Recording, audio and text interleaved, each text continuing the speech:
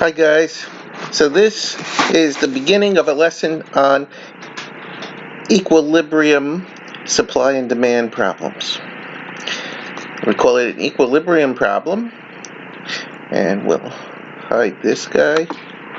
So, because that's what we're trying to find ultimately. Equilibrium price, equilibrium quantity. What does equilibrium mean?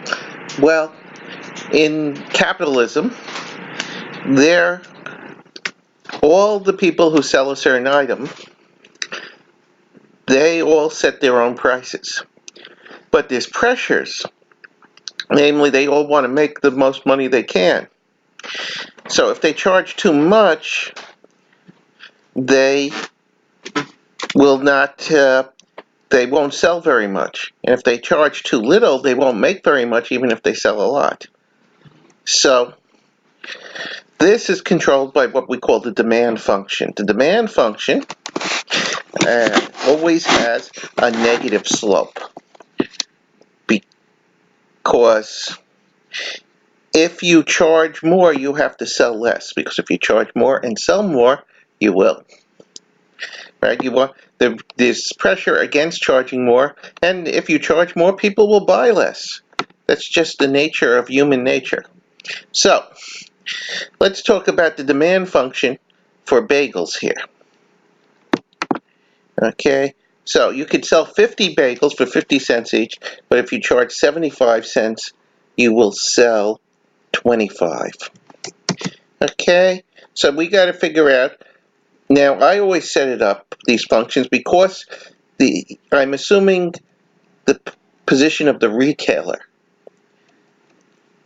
And so the retailer controls the price and then gets the amount sold, the quantity, as a function of that. So one of the first problems in every word problem is to figure out the independent and dependent variables.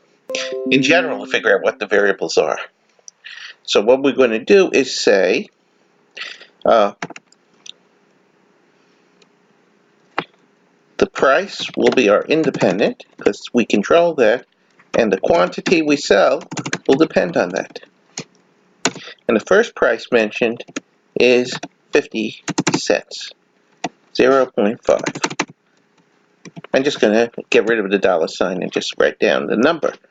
And the first quantity is 50. So we've discussed this earlier, but you can tell something's a price in these kinds of problems because it's money. And money always has a special mark on it because of English, whatever. The next amount of money they mention is 0.75. And you have to type that right. And we sell 25. Notice, the more we charge, the less we sell. If it doesn't work that way, the problem's set up wrong. Now, what I'm going to do is find the linear function that goes through those 2 points, 0.5 and 0.75. Okay?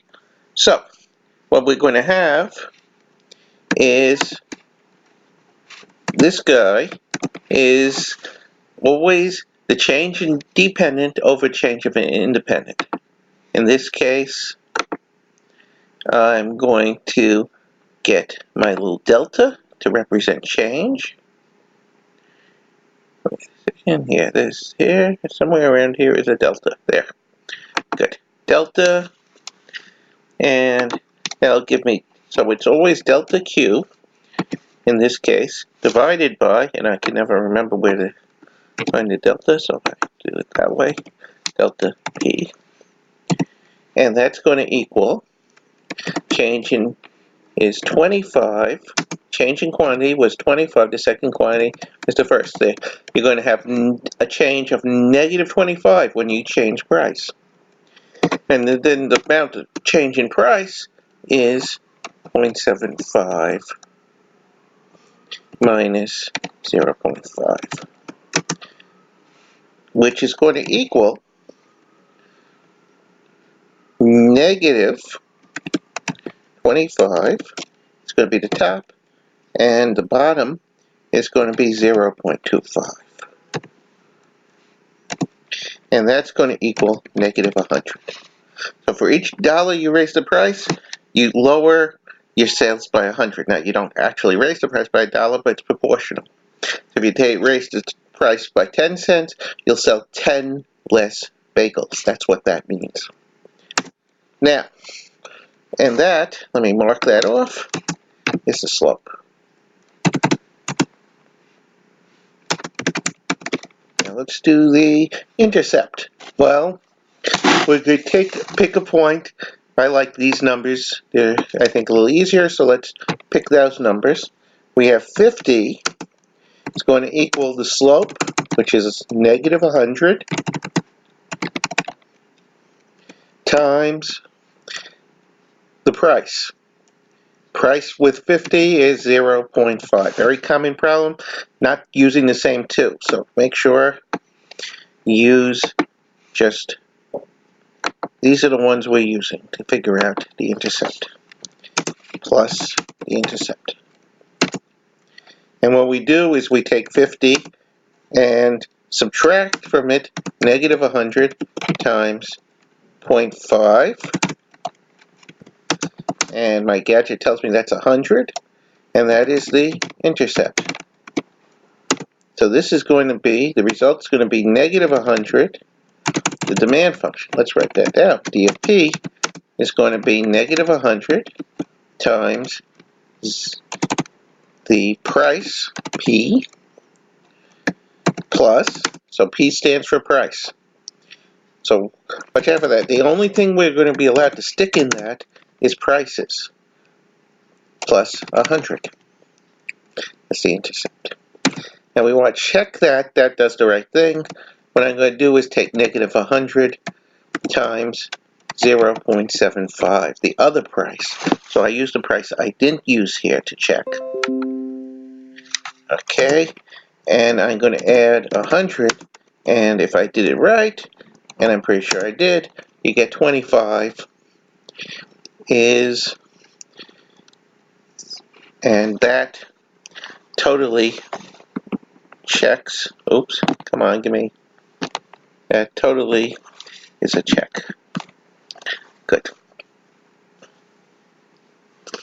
So there you see how you get the demand function for bagels in this problem.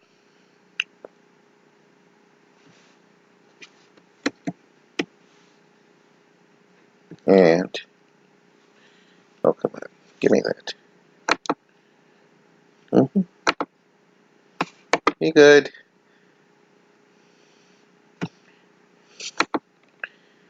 And